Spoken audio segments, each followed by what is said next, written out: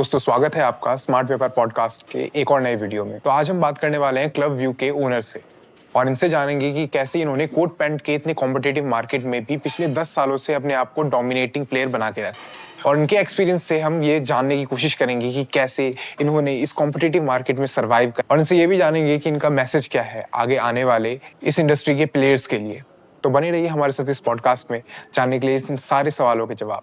नमस्कार दोस्तों, मेरे साथ आज जुड़े हैं केशव बंसल जी। आज इनसे जानेंगे इनके बिजनेस के बारे में और इनकी एक्सपीरियंस के बारे में जो इन्होंने अपने 11 साल के बिजनेस लाइफ में सीखा है। नमस्कार केशव जी। नमस्कार भैया। अपने बारे में हमारे व्यूअर्स को बताइए कि आपका नाम क्या है, आप क्या करते हैं, आप इस बिजनेस में कब से हैं? मेरा नाम केशव बंसल है और मैं इस बिजनेस में 2011 से हूँ और जब से हम लगातार एथनिक वेयर बनाते हैं जेंट्स के लिए। इसमें कोट पैंट हैं, ब्लेजर्स हैं, शेरवानीज हैं, इंडो वेस्टर्न्स हैं और मोदी कोटी है। इस तरीके के सारे प्रोडक्ट हम बनाते हैं अपनी गारमेंट लाइन। तो केशव जी, आज के टाइम में कोट पैंट का ये जो डिमांड है वो कैसा है? कस्टमर का माइंडसेट जो है वो चेंज हुआ है या फिर सब सही चल रहा है कोट पैंट में?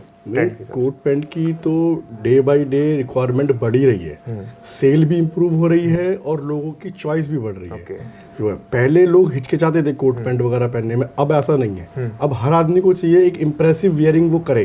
तो इम्प्रेसिव वियरिंग के अंदर अगर हम वेडिंग में जाएं, पार्टीज में जाएं या कॉर्पोरेट में भी जाएं तो उसमें कोट सूट प्रायोरिटी है। हाँ जी। हाँ। तो आपको क्या लगता है ये जो आपका सेगमेंट है कोट पैंट का, ये मोस्टली वेडिंग फोकस्ड है, वेडिंग इवेंट्स जो हो गए, या फिर कॉर्पोरेट जो है, कॉर्पोरेट ये अभी भी उसमें दम बचा है, अभी भी वो चल रहा है? देखिए, वैसे हम जो गारमेंट्स बनाते हैं हमारा मेन पर्पस है वेडिंग पर्पस, पार्टी वियर्स। पर कोट जो फॉर्मल सूट है वो कॉर्पोरेट में भी चलता है। बाकी और अदर आइटम्स जो है वो वेडिंग पर्पस से बनाते हैं। तो जब आप कोट पैंट बेचते हो तो आपके जो कस्टमर्स हैं, आपके एक्सपीरियंस के हिसाब से आपको क्या लगता है वो सबसे ज़्यादा फोकस किस चीज़ पे रहते हैं? फैब्रिक, क्या कहते हैं, क्वालिटी, या डिज़ाइन, या ओवरऑल सब कुछ का एक परफेक्ट बैलेंस? तो ये नंबर 1 पे तो आता है डिज़ाइन। पहले सबसे जो फर्स्ट इंप्रेशन है कस्टमर के आती है वो डिज़ाइन फोकस करेगा।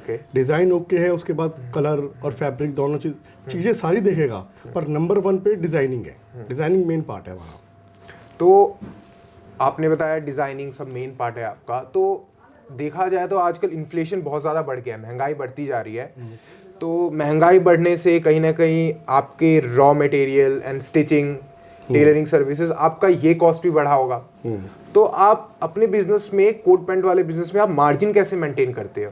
ये हमारे आप व्यूअर्स को बताइए जिनसे उनको हेल्प मिले, जो क्या पता अभी शुरुआत कर रहे हो या फिर क्या पता अभी उस लाइफ के उस फेज में हो जिनसे वो मार्जिन अभी बैलेंस ना हो पा रहा हो। देखिए, जैसे जैसे कॉस्टिंग बढ़ती जा रही है हम लोगों की सेल भी इम्प्रूव हुई है। हम लोग वॉल्यूम पे खेलते हैं। हम लोगों की प्रोडक्शन है वो बल्क में है। जब क्वांटिटी बढ़ती है ना, प्रोडक्शन की जब क्वांटिटी बढ़ती है, सेल बढ़ती है, तो कम मार्जिन में भी आदमी को प्रॉफिट आ जाता है। अच्छा, तो मतलब आपका कहने का मतलब ये है कि ये स्केल बिजनेस में तो उतना मार्जिन का फर्क नहीं पड़ता। हाँ। तो अगर कोई स्मॉल रिटेलर जो है जो कि नया स्टार्ट करे तो आपकी उसके लिए क्या एडवाइस होगी इस मार्जिन के गेम को थोड़ा? तो मैं तो एक रिटेलर को ये एडवाइस दूंगा, सबसे पहले तो वो परचेज में अपनी चॉइस को परफेक्ट करे। जैसे कि डिज़ाइनिंग पे परफेक्ट करे, डिज़ाइनिंग बढ़िया है, क्वालिटी सही है, प्राइस भी मैटर करता है। उसके बाद अपने यहाँ कम प्राइस, कम मार्जिन पे माल बेचे। जितने वो मार्जिन अपने कम रखेगा और ग्राहक को अच्छी सर्विस देगा, अच्छी वैरायटी देगा, अच्छे कलर चॉइस देगा, ग्राहक सेटिस्फाइड होगा। देखो, पहला मकसद हमारा होता है ग्राहक सेटिस्फाइड होना चाहिए, चाहे वो रिटेलर हो, होलसेलर हो, चाहे मैन्युफैक्चरर हो। हमारा नंबर 1 पे होता है कि सेटिस्फेक्शन जरूरी है सामने वाले की।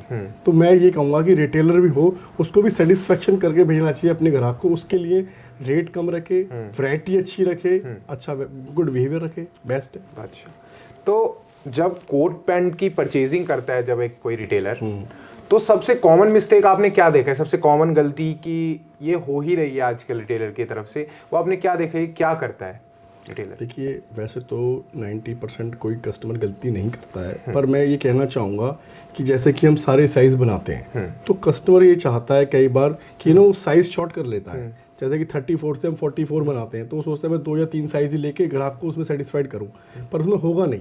साइज़ अगर वो पूरे मेंटेन करेगा, चाहे एक बार कलर कम कर ले, पर अगर साइज़ पूरे मेंटेन करेगा ना तो उसका ग्राहक वेल सेटिस्फाइड होकर जाएगा। तो आपने मुझे बताया था अभी कि आप 2011 से हैं बिजनेस में, तो आपको मोर देन अ डिकेड हो गया है इस बिजनेस में। तो आपके इस एक्सपीरियंस से आप एक नए रिटेलर को जो नया बिजनेस स्टार्ट कर रहा है उसको आप एक क्या एडवाइस देना चाहेंगे, एक मंत्र, मूल मंत्र? जो मूल मंत्र तो मैं तो यही कहूँगा, वैरायटी। वैरायटी नंबर 1 पे ग्राहक, चाहे रिटेलर हो, चाहे मैन्युफैक्चरर हो, चाहे होलसेलर हो, वो जितनी ज़्यादा अपने यहाँ वैरायटी मेंटेन करेगा उतना ही उसका ग्राहक उसकी शॉप से सेटिस्फाइड होकर जाएगा। ठीक है ना जी? तो सबसे पहली चीज़ है कि इस वैरायटी, जितनी अच्छी वैरायटी, साफ सुथरा माल लगा हुआ होगा उसकी शॉप के ऊपर, वो ग्राहक उसका उतना ही सेटिस्फाइड होगा। ओके। तो जैसे कि हम कोट पैंट्स की बात कर रहे हैं, तो कोट पैंट का अभी सीज़न गया है, जस्ट अभी 1 महीने पहले फेस्टिव सीज़न गए हैं, वेडिंग सीज़न गया है।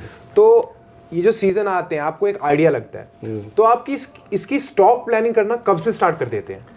हमारा जो सीजन है ना, 2 बार सीजन लगता है। एक विंटर सीजन होता है हमारे पास वेडिंग का, और एक समर सीजन होता है।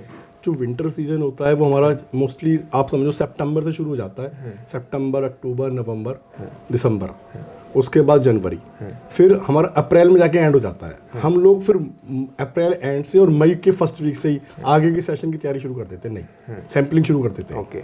तो सर अभी हमने बात करी आपके एक्सपीरियंस को लेकर, आपको इस बिजनेस में मोर देन अ डिकेड हो गया, 10 साल से ऊपर हो गया। तो आपने इस 10 साल के अंतराल, 10 साल के अलावा अंतराल जो है, आपने क्या सीखी, क्या आपने स्ट्रगल्स झेले और क्या आपने जीती, इन सब के बारे में थोड़ा आप मुझे बताइए। सर जब ये क्लब व्यू ब्रांड स्टार्ट किया तो इस क्लब व्यू के अंदर हमने सर सबसे पहले अपना मेन एम ये रखा कि हम पूरा फोकस वैरायटी पे रखेंगे। कस्टमर को एक नंबर वैरायटी देंगे, बढ़िया से बढ़िया वैरायटी देंगे। उसके बाद फिटिंग और हमारे पैटर्न्स ऐसे होने चाहिए जो ऑल ओवर इंडिया जाएं, तो हर काउंटर पे सेटिस्फाइड हो ग्राहक फिटिंग से और पैटर्न से। उसके बाद सर प्राइस पे ध्यान दिया कि प्राइस उसको ऐसे लगे कि पूरे मार्केट से थोड़े ब्लो हैं, मार्केट से कम है।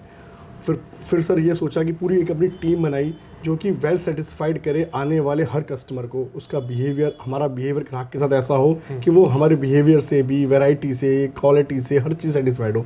बस इसी मंत्र को लेके चले कि वैरायटी अच्छी हो, प्राइस अच्छा हो, क्वालिटी अच्छी हो और गुड सर्विस हो ग्राहक के लिए। उसी पे सर हम आगे बढ़ते हैं। तो आज अच्छा अचीव कर रखा है।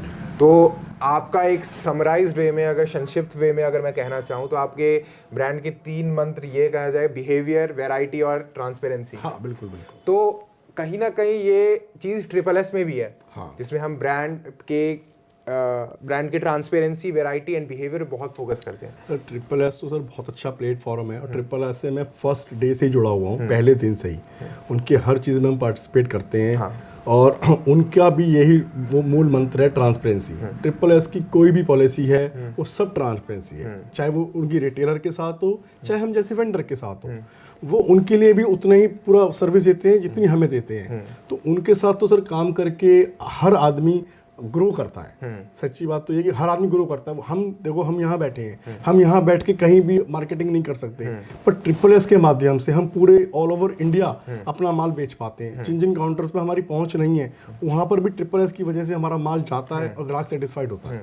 SSS का जो सिस्टम और रीच है वो आपके बिजनेस को मतलब कैसे हेल्प करता है आपके बिजनेस को दूर लोगों तक पहुंचाने में? जैसे आप दिल्ली में बैठ रखे हो, तो आपका कोई बिहार का कस्टमर है, वहां तक आपको पहुंचने में SSS किस तरह हेल्प करता है? SSS की पूरी टीम है जो ये वर्क करती है, टूरिंग करती है, एक एक काउंटर्स पे जाती है, वहाँ पर यहाँ का हमारी इंफॉर्मेशन देती है कि भाई अगर आपको कोट शूट करना है तो हमारे पास ये ब्रांड्स हैं, उनके बारे में बताती है। फिर वो टीम जब वर्क करती है उसका रिजल्ट ये आता है कि वो कस्टमर फिर यहाँ आते हैं, काउंटर पर विजिट करते हैं, अच्छी तरीके से माल देखते हैं, फिर सेटिस्फाइड होते हैं, सेटिस्फाइड होकर माल परचेज करते हैं। ऐसी सिलसिला शुरू होता है सर।